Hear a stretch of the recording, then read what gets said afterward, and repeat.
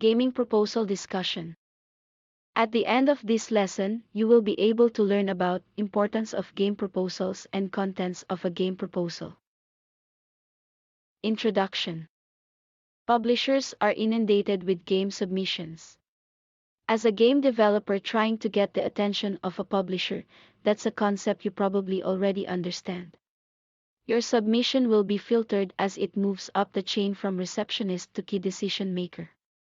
To better the odds that your game proposal will advance up the decision chain, it must contain the data that the publisher is looking for.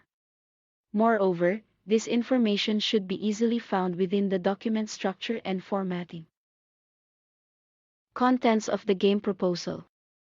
Game proposals generally contain the following elements: the cover letter, the game overview, the game treatment, the competitive analysis, the design document, the team introduction, the budget and schedule, and the game demo.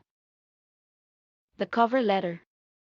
A cover letter is typically a one-page document with an introduction, a body, and a conclusion, usually about 4 solid paragraphs that sum up the entire game proposal. It has to tell the publisher everything about you and your proposed game. The main points you want to get across in the cover letter are that you have a great game idea and that you are able to make that idea a reality. When writing the cover letter, remember to consider your audience and state why you would want to be published by this particular publisher. If possible, include a reason you are a fit for this publisher. The game overview. The game overview should contain these basic data about your game. Game title.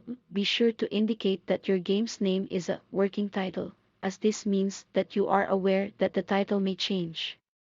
Category or genre. When discussing your game, keep the genre in mind, as it is a foundation for communicating your vision to others. Once you have a clear idea of your game, you can proceed to describe it in visual terms on paper, eventually breaking it down into the elements that will comprise the design document. Technical specifications explains the how and what of the technologies and tools your team will use to develop the game. This section forces you to consider all of the tasks that are needed to complete the game development process. Minimum system requirements list the platform, hardware, software, special peripherals, RAM, and so on that will be needed to run the game. Media, explain why that media is justified and why it will make the publisher money. Keep in mind that the publisher generally wants a game that will be economical to make and easy to market. Internet or multiplayer capabilities, clearly define your game's single and multiplayer modes. If you are lacking one of these modes, you must present a solid argument why the market will support a one-mode only game.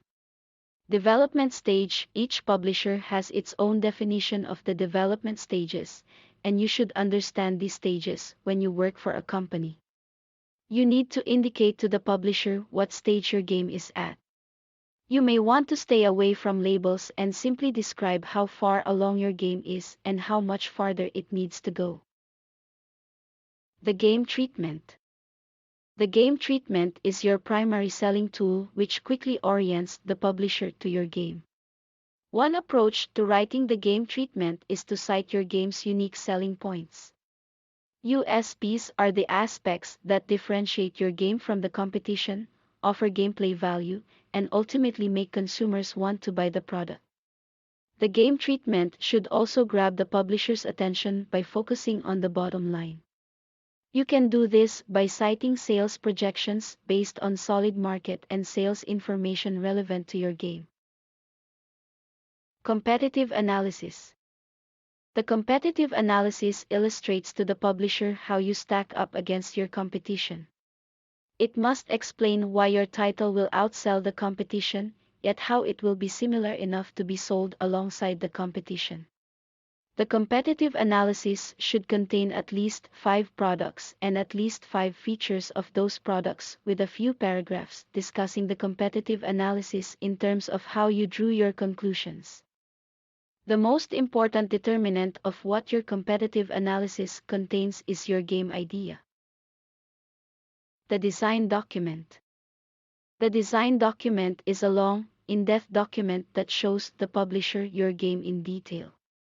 For a more detailed discussion about the design document, please refer to the MP1 and MP2 videos discussing the parts of the game design document.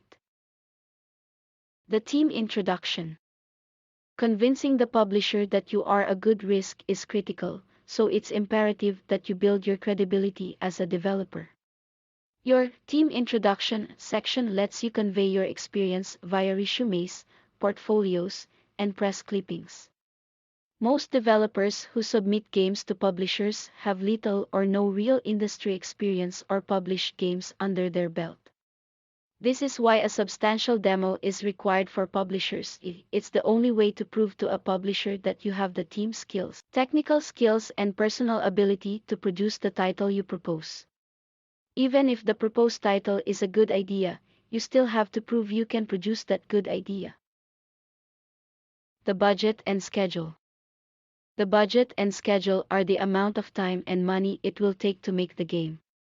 Be advised that the schedule and the budget is not only for you to use as you develop the game. A well-done schedule will help the publisher, investor, or banker see the scope of your project and, more importantly, it will be the biggest illustration as to whether you can actually produce the proposed title. The game demo.